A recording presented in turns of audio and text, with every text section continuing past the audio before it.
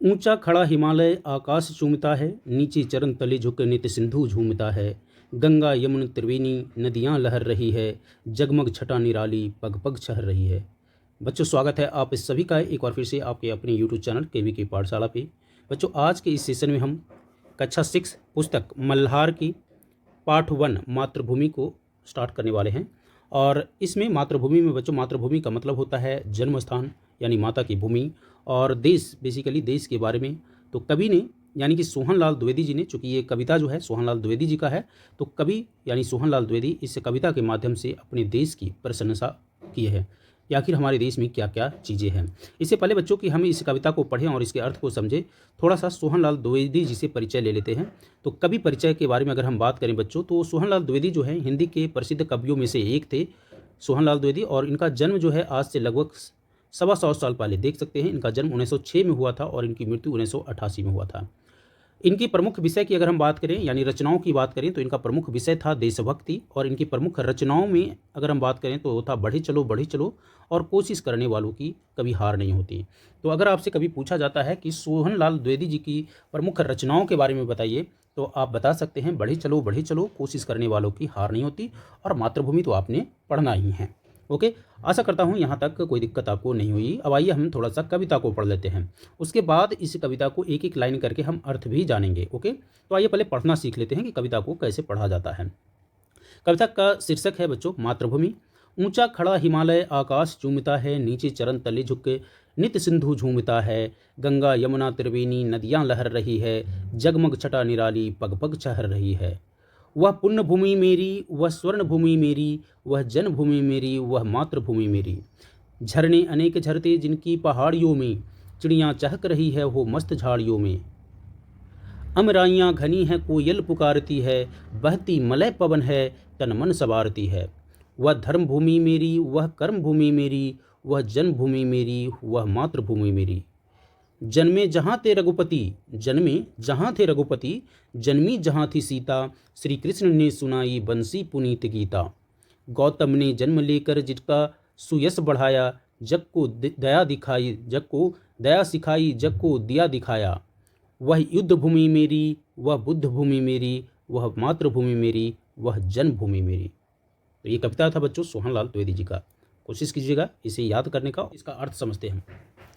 ऊंचा खड़ा हिमालय आकाश चूमता है, ऊंचा खड़ा हिमालय आकाश चूमता है, नीचे चरण तले झुक नित सिंधु झूमता है। बच्चों, इस पंक्ति का अर्थ यह है कि ये जो हिमालय आप देख रहे हैं कि किस तरीके से ऊंचा खड़ा हुआ है। इसकी ऊंचाई के कारण आपको मालूम है, जो हिमालय है माउंट एवरेस्ट है उसकी ऊंचाई वैसे तो 8,848 मीटर है, कहीं कहीं 8,850 मीटर भी आपको देखने को मिलेगा। तो इतनी ऊंची है ये मातृभूमि, ये हिमालय कि दुनिया का सबसे ऊंचा पर्वत है। तो इसी के बारे में बताया जा रहा है कि ऊंचा खड़ा हिमालय आकाश चूमता है। ये इतना ऊंचा है कि ऐसा लगता है कि आकाश को चूम रहा है। आकाश को चूमना का मतलब होता है छूना, चूमना का मतलब होता है छूना, आकाश को छू रहा है।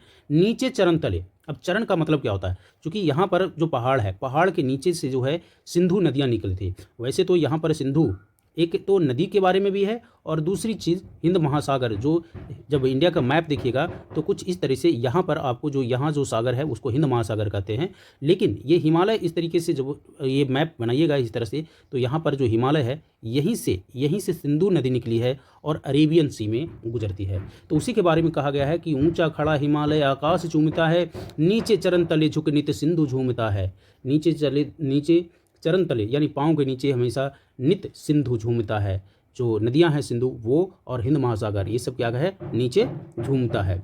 गंगा यमुना त्रिवेणी नदियां लहर रही है। गंगा यमुन त्रिवेणी, यमुन जो है यहाँ पर यमुना के लिए प्रयोग हुआ है। यमुन किसके लिए प्रयोग हुआ है, यमुना के लिए प्रयोग हुआ है। और त्रिवेणी जो है, त्रिवेणी बोलते हैं जहाँ 3 नदियों का संगम है। और त्रिवेणी कहाँ है, ऐसा 3 नदियों का संगम है प्रयागराज में। जब आप प्रयागराज जाएंगे तो वहाँ गंगा यमुना और सरस्वती का संगम, और इसीलिए इसे त्रिवेणी शब्द का प्रयोग किया गया है। तो गंगा यमुन त्रिवेणी नदियाँ लहर रही है, लहर रही मतलब अपने बेग से चल रही है। जगमग छटा निराली, जगमग छटा मतलब होता है जो प्रकाश होता है, सूरज की किरणें जब निकलती है उसे छटा बोलते हैं, किरण बोलते हैं, शोभा बोलते हैं। तो जगमग छटा निराली, जगमग जगमग छटा निराली पग पग छहर रही है। छहर का मतलब होता है बिखरना, फैलना, और पग पग मतलब हर कदम।